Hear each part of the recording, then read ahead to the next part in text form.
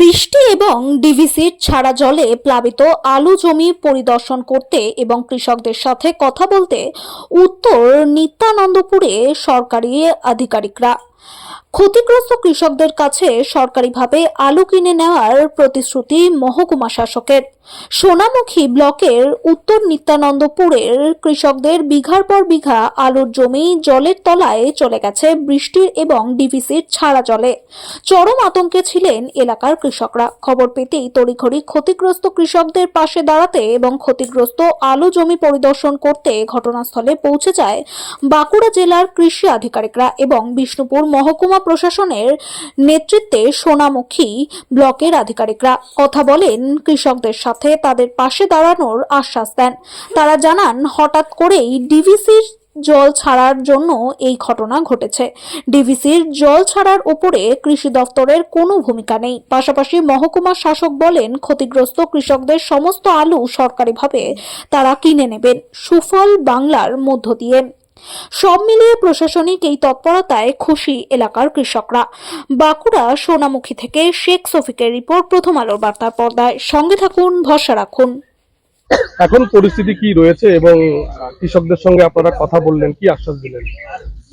এখন যেটা পরিস্থিতি, জল তো ঢুকে গেছে। চাষিদের কাছে সাথে যে কথা বলে যেটা জানলাম, সেটা এদের প্রায় 15 হেক্টরের মতন প্রায় ড্যামেজ হবে এবং আমাদের যা প্রোডাকশন এখান থেকে হবে, সেই যে আমরা চাষিদের তালিকা আমাদের মাননীয় প্রধান সচিব করতে বলেছেন, চাষিদের তালিকা আমরা করব কাদের কতটা ক্ষতি হয়েছে এবং সেই বেসিসে আমরা তাদের কাছ থেকে উনি নির্দেশ দিয়েছেন যে এগ্রিকালচার মার্কেটিং এই আলুটা কিনে নিয়ে সুফল বাংলায় বিক্রি করবে। এখন ডিবিসি জল হঠাৎ ছেড়ে দেওয়ায় ডিবিসি আমাদের কাছে এর কোনো কন্ট্রোল ছিল না, ম্যাচুরিটি স্টেজে চলে এসছে। আমরা ডিবিসির সাথে কথা বলছি এবং আমাদের মাননীয় প্রধান সচিব ডিবিসি জল ছাড়তে বারণ করেছেন এখন, যাতে করে ফার্দার আর কোনো ডিজাস্টার না হয় এই এলাকায়। তারা কি ক্ষতিপূরণ পাবে? ক্ষতিপূরণ প্রত্যেক চাষি যদি বাংলা শস্য বীমা যোজনার আওতায় এসেছেন, আমরা চেষ্টা আসলে গতকাল আমাদের ডিভিসির যে শাখা চ্যানেল, তার জল, তার সঙ্গে আবার বিকেল বেলার থেকে একটা হঠাৎ করে বৃষ্টি, এই দুটোর একসাথে হয়ে যাওয়ার ফলে উত্তর নিত্যানন্দপুর সোনামুখী ব্লকের ওই গ্রামে প্রায় 100 বিঘা মতো জমির আলু নষ্ট হয়েছে। তো ওখানে চাষিরা সেই আলুটাকে কোনো রকমে তুলতে পেরেছে।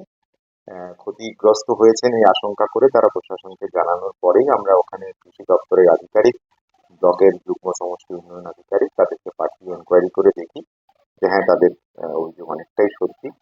তো ওই আলুটা যতটা তারা উদ্ধার করতে পেরেছেন, আমরা চেষ্টা করছি যাতে করে সুফল বাংলার তরফ থেকে ওগুলোকে আমাদের কিনে নেওয়া যায়, যাতে করে চাষিরা যতটা তাদের ক্ষতির পরিমাণটা কমানো যায়। অলরেডি ইন্সপেকশন করে দেখা হয়েছে। প্রায় 100 বিঘা জমি। অবশ্যই কৃষকদের পাশে সরকার এখন সবসময় রয়েছে। খবর দেখানোর পর থেকে এখন যে সরকারি দপ্তর থেকে লোক এসে আলু যে উপরে লোক এসছে, এখন আলু যে কিনে নেওয়ার জন্য ওরা যে আশা, হ্যাঁ প্রতিশ্রুতি দিল। এই এলাকা ঘুরে দেখলো? হ্যাঁ, ঘুরে দেখলো। আর আমাদের সঙ্গে কথা বলেছে? হ্যাঁ, আমাদের সাথে কথা বলেছে। কি বললো যে আলু কিনে নেবে? হ্যাঁ, কালকে আলু কিনে আমাদের আলু তোলার জন্য বলে গেছে। আপনার নাম? আমার নাম সুমিতা দাস।